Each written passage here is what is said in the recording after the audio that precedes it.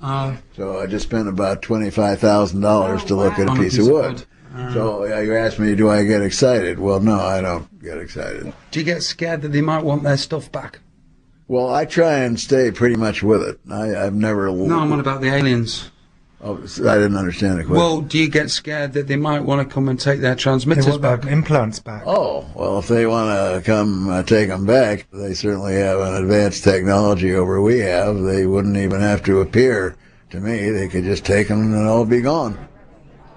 He said that he'd already... Downstairs in the conference room, a British woman called Anne Andrews is telling the 500-strong audience about her son Jason. She says as soon as Jason was old enough to speak, he'd tell her that aliens would take him to their spaceship and make him a psychic healer. And he said, I've been around for a long, long time. He said, I've been here for many thousands of years. After some initial scepticism and much crying, Anne now believes Jason's story and has written a number of books about him, including Jason, My Indigo Son. He said, I've been incarnated on this planet, I've been incarnated on many other planets throughout our universe and beyond. He said a lot of people... She reminded me a lot of my mum. Happiness is surface line. Mum was a tarot card reader, and in the shelf of books just outside her room there would be The World's Mysteries, Elves, Demons, Witchcraft. She used to have people around read the tarot cards, read the palms, would talk about spirits, would talk about ghosts, would talk about the other side, and I was that scared that I never talked to my mum about it and just lived in fear of all this kind of stuff. And, you know, I want to find out why things that go bump in the night made me scared. Anne Andrews says her son Jason was an indigo child, and I once actually went to a meeting of indigo children.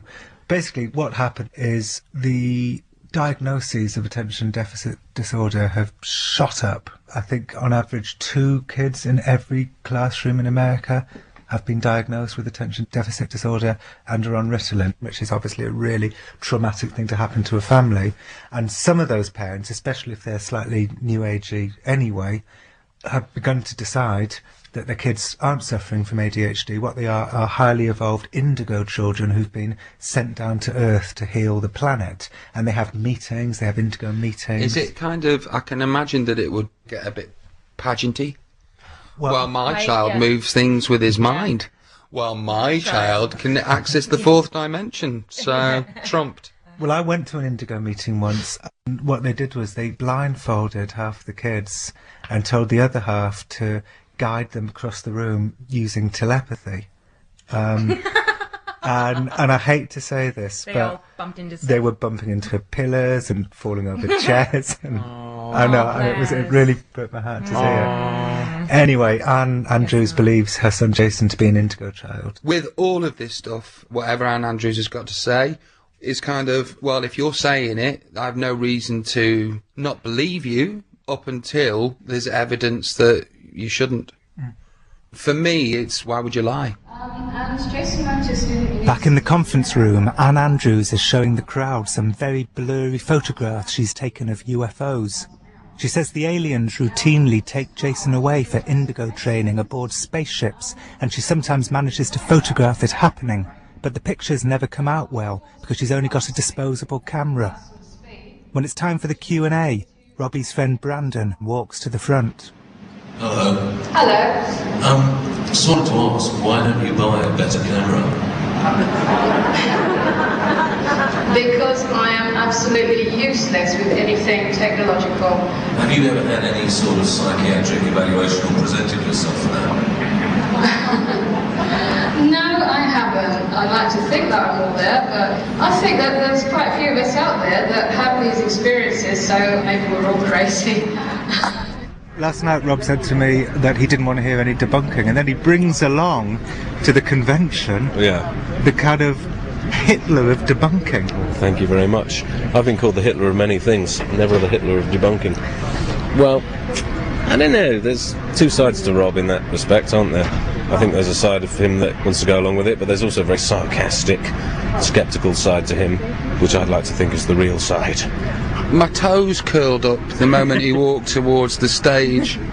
And I think questioning somebody's sanity when this is happening to them is perfectly acceptable.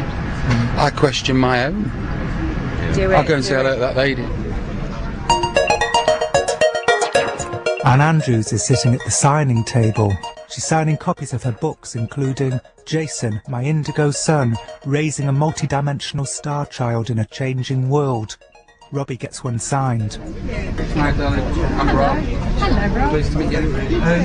Are you selling books? What is it that Jason said when he was a child that started all of this for you?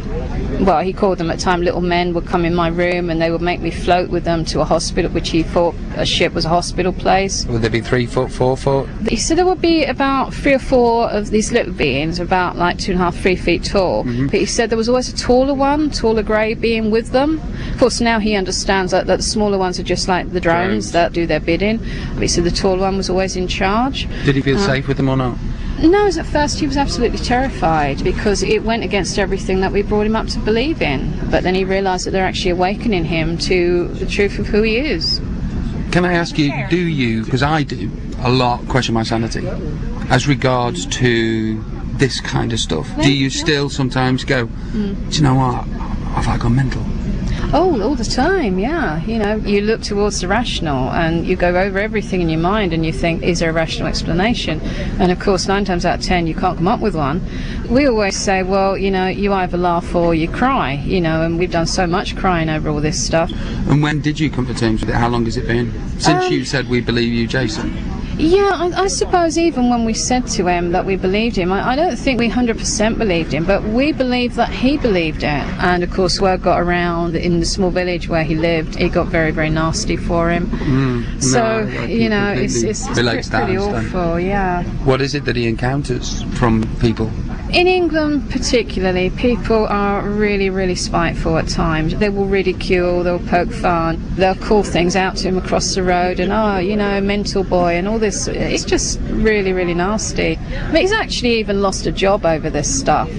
If anybody had compassion, even if this was all made up, which I don't believe, by the way, just as an aside, Yeah, but, thank you. you know, compassion should be shown anyway. It should be. Either which way. It should be, yes. Well, thank you, Anne. You know, you look very much like Robbie Williams. I am Robbie Williams. I thought so. I didn't like to. I wasn't sure, and I didn't want to sound stupid. That's all right. Can I just say that I'm a big fan of yours anyway? Oh, bless you. Thanks, darling. And please send him my best. Of course I will. And maybe we'll have a chat one day. Oh, I'm sure he'd love it. He'd be so thrilled to know. When did this kind of social shunning happen? What age was he? I suppose it's when the first book came out, which is when he was about 14. He lost all his friends at school. Nobody wanted to know him. He was actually even suspended, well, eventually expelled from school because the headmaster was just so, I don't want this sort of thing in my school. It must have been a horrible time for you. It was. I mean, And an awful time for him. Oh, it was terrible. It's just so sad to hear that happens, but I understand that it does because, does, you know, it's happened to me. I've had the same kind of thing. Yeah. I think joining Take That was like leaving on a spaceship. Really? Yeah. And coming back and all your friends going, right, it's weird now. Yeah. So I understand a little bit. Yes. But please send him my best, and I it's will lovely do, to I will talk to do. you. Tell him to drop me a line if he wants. Yeah. Oh, that would be lovely. That's co.uk. Okay. Yep. Yep. And there you go. Robbie and Anne swap email addresses, and Robbie promises to go to her next talk next weekend in Pasadena.